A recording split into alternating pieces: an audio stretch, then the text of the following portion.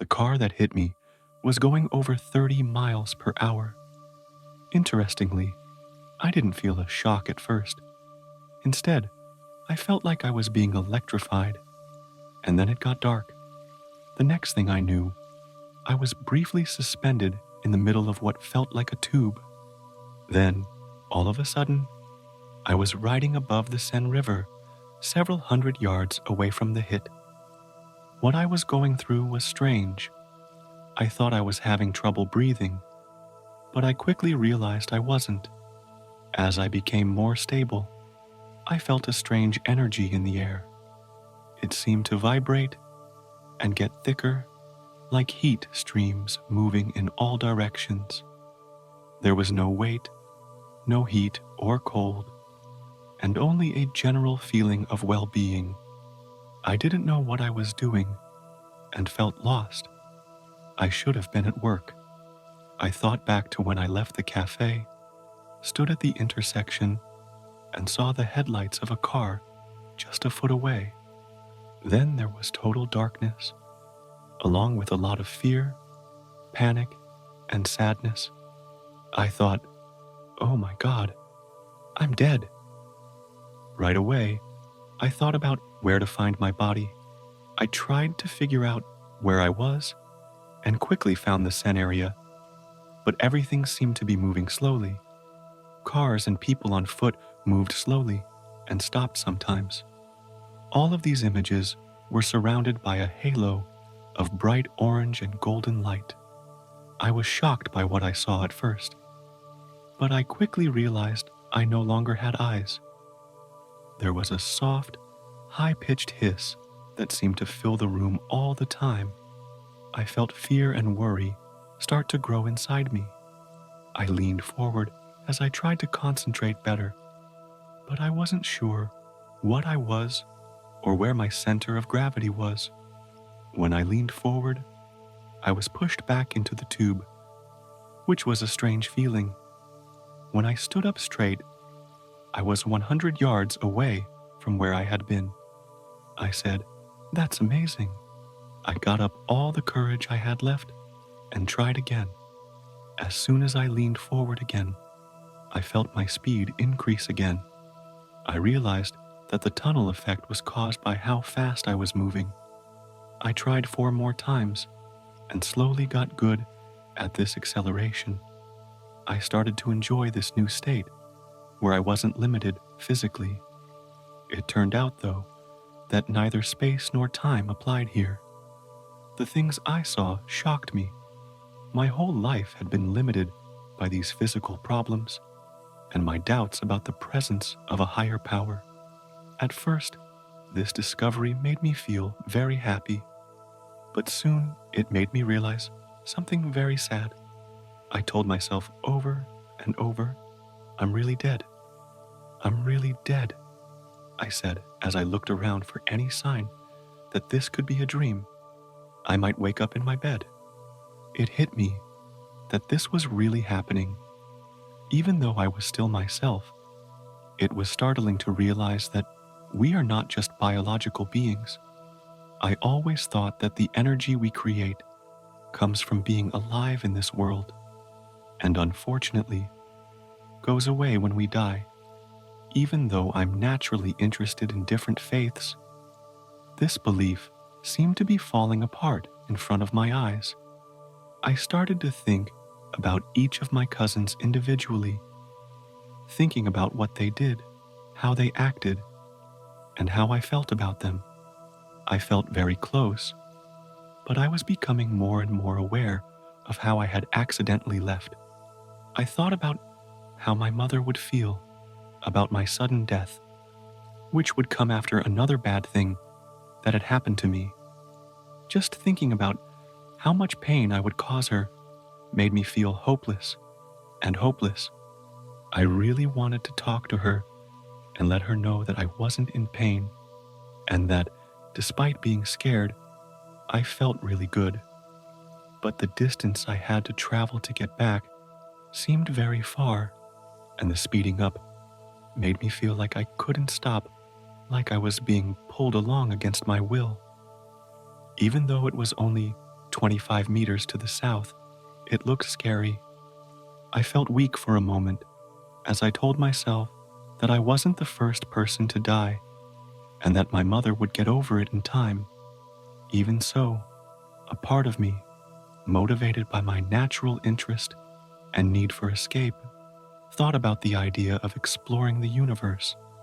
I couldn't wait to see how fast I could go now that I could speed up without any restrictions. I found it very interesting to think about seeing Earth from space, where time and distance don't matter. I chose to go on an adventure, saying goodbye to my mother, to people, and to myself, living in this new state where I felt free from the limits of the physical world, made the constant pain and suffering I had been through in my life seem like nothing. A twinge of shame went through my body, and I looked up with a hint of dislike. I leaned forward, which started the acceleration. This time, I tried to control it, and it slowly picked up speed. It was an amazing event. It helped me to keep telling myself, I'm dreaming, I'm dreaming, I'm dreaming. I was picturing traveling through space when all of a sudden, a very strong force grabbed me from below. Even though it wasn't painful, it pushed me down. I looked up and saw a face floating in the air that wasn't very clear, even though I was sad and giving up. This thing gave off a wonderful sense of kindness and fun that made me laugh in a way I can't explain. Hello there, it spoke to me. What are you carrying behind? It pointed to something behind my head that looked like a shoulder bag. I hadn't noticed this bump before, but when I turned around, I saw that it was where all of my memories were kept. These memories were like signs. All you had to do was look at one to see a short movie. By feeling them, I could feel the emotions that went along with each memory. They're just memories, I told the thing. The answer was, you no longer need those. But why keep them? I asked. It said that these memories were important for me to know where I came from. I said I wanted to learn more about the world, and as we looked at the bag of memories together, I felt bad about what I had said. The thing, on the other hand, reassured me softly and didn't judge what was there. I'm still not sure why I wasn't allowed to bring anything with me. If I did, I might lose touch with everything. I started to think that my memories were not important as I talked to the face. I didn't know how big it was, or how to get to other places. It was very simple for the face to answer. You just need to really want it. It's quite easy. When I asked him if there were other worlds with people living in them, he said yes, and that there were many. I got the feeling that he knew a lot more than I did, and it seemed like he was ready to share deep thoughts with me. I felt incredibly clear at that moment, as if I had grasped a mysterious truth. Even though I wasn't fully aware of it, it looked like there would be no answers without the right questions. I only had a hazy feeling that I had some answers. I only remember vague things he said to me about space, planets, stars, and other things in the universe. He didn't make it clear how someone could get there. I almost told him how excited I was to start a long trip and how thankful I was to have met him. But I held off out of respect for his kindness. I thought he knew what I was going to say before I said it. Suddenly, a glowing white light in the shape of a cat with very thin, delicate lines that looked like molten orange and red lava showed up in the sky. I wasn't given any warning. I was pushed into it. After feeling lost for a while, I thought I had lost track of what was going on, like having a blackout. Once I was able to lift my head, I felt like a huge, invisible force was keeping me down, and I had to bow deeply to the ground. Even though I tried several times, I couldn't get up. It felt like a strong gravity pull, or a huge weight was holding me down. All of a sudden, this huge pressure lifted, leaving me confused. On my way back from lunch, I was going about my normal day, but now everything seemed strange, and I started to worry. I wanted the crazy things to stop and was about to cry, but I couldn't. Everything had a bright, warm glow when I carefully looked around. I saw different sized, big white cubes with edges that I could see, but my view was limited because I was on the ground and in a panic. It seemed like I could lose all control at any time. Before me stood an incredibly tall being that was made of light and radiated a brilliant white light with long, bright rays coming out of him. The sweetness of the place was very strong. I was suddenly filled with what I can only describe as the purest and strongest love I have ever felt. It was like the deep happiness you feel when you meet your partner, but 100 times stronger. This feeling was an intense peak that I can't describe. It made me feel like I was going to die from happiness. It was so all-encompassing that it was almost too much to bear. I got the feeling that this was only a small part of what he had to say, and that he was being very careful with me. The love I felt wasn't something I felt with him personally. It was his huge love for everyone. It was hard for me to believe that such a powerful being could love us so deeply when we are so basic and flawed. This was especially true when I used to think that faiths were just leftovers from people's attempts to make sense of an unfathomable world. His voice had a strange but incredibly sweet and strong resonance that let him tell me deep truths without words. Every word he spoke had an air of unquestionable authority that made me feel his unlimited power and unwavering will. He made it clear that our intentions were the most important thing to them, not how important they thought our deeds were. What was your intention? Is the question they always ask. Trust me, they watch everything, no matter what religion you follow. On the other hand, they are much more understanding of our situation on Earth than the institutions and groups we meet here. But I really sensed that they didn't like suicide at all, unless there were very serious reasons for it. They have a lot of understanding. I was no longer a glowing mist all of a sudden. I was back to being younger. About 20 years ago, a man in a white shirt who was about 5'7" tall and had black eyes was with me. I could tell he was nervous, so I followed him as he went. I knew what the area was like. I didn't understand why he looked so uncomfortable and weird. His eyes didn't seem to be on me, but theirs were. As I kept following him, I saw tiny flashes of bright white light on the back of his neck and shoulders. It was truly amazing. It was like I was in a Hollywood movie. At some point, I had been scared while walking home from school as a child in this park. He asked me why we were there, as if he wanted to know why this scene stuck out in my mind. From that point on, I knew he was talking about my fears. I remember being afraid of the dark very clearly, even though I wasn't afraid of it anymore. The man looked into the darkness.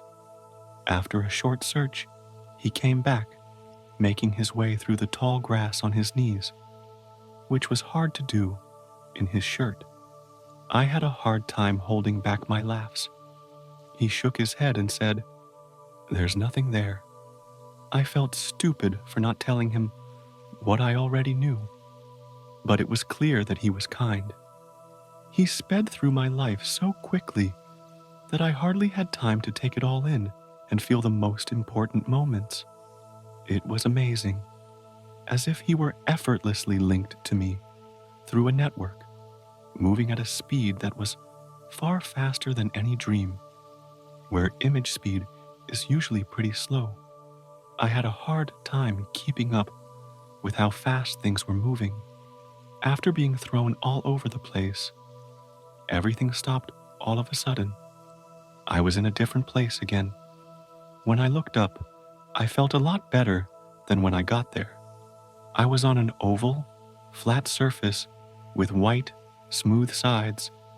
Everything around me was white, and I could feel a lot of happy, laughing, and joking beings nearby.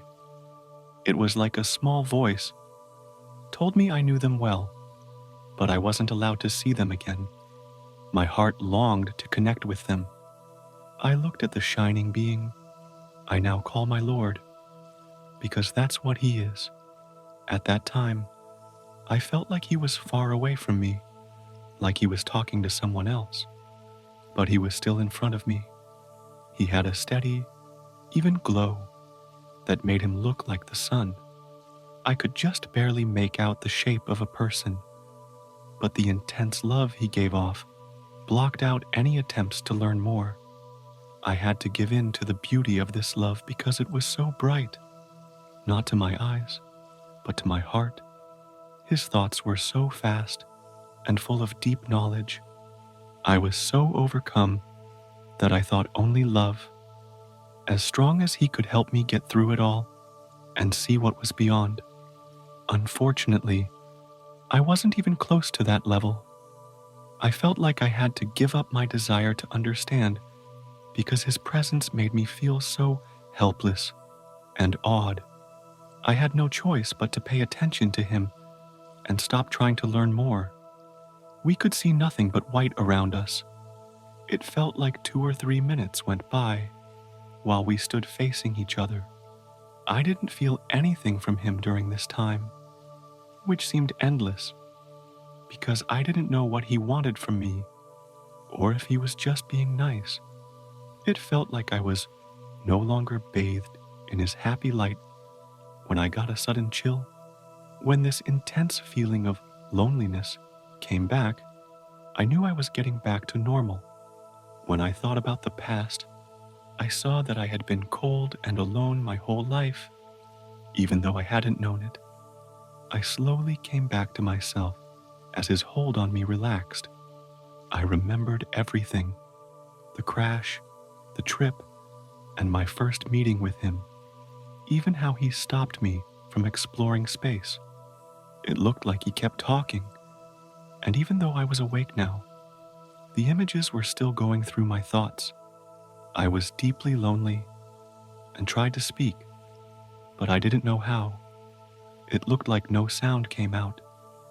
Then I thought of the acceleration, where having a strong need to show oneself was key. Who are you? And how do you do this? Was the question I finally came up with after a lot of work. Suddenly, I felt his warmth surrounding me again, but I couldn't see him move. He gave me a huge sense of well-being, and I had grown very dependent on it. I was at ease and begged him very hard not to let me go again. Despite this, I could feel that he was very annoyed, but I couldn't figure out why.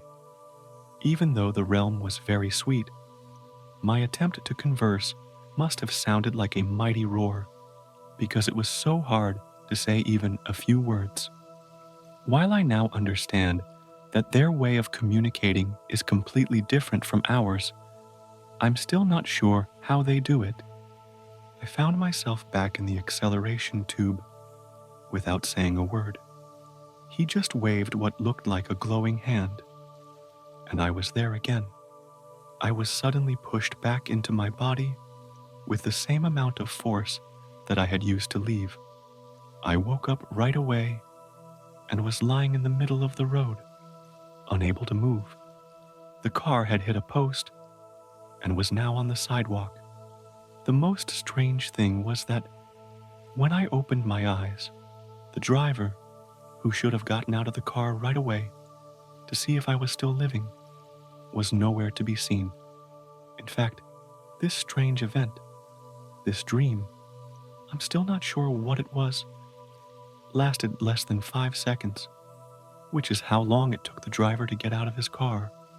My faith in people and my inner life have changed a lot in the 3 months since I started getting better. Even though I'm with other people, I still feel cold and alone some of the time. I've never told this story to anyone else. The only time I heard something similar was in an episode of The Cosby Show, when Bill Cosby was sitting on his couch and said he was in a tunnel, and a little girl told him not to go toward the light. At the time, I thought it was silly. I thought what I was going through was either a fantasy, a very real dream, or a very special event. That's probably why I didn't tell anyone for so long. When I finally started to look into it online, I was shocked to find so many accounts that were so alike. Dealing with these kinds of things in our society seems to take a lot of mental toughness. I don't have any psychic or mediumistic powers, just lingering shadows. I'm going to see an eye doctor soon, which could be a sign of a message of hope about how important it is to pray deeply when you need help. I feel a gentle warmth wrapping around me from the inside whenever I think of my Lord. This is something I've never felt before. It makes me remember to love and care for each other, even though it might not be possible to love each other as much as He loves us.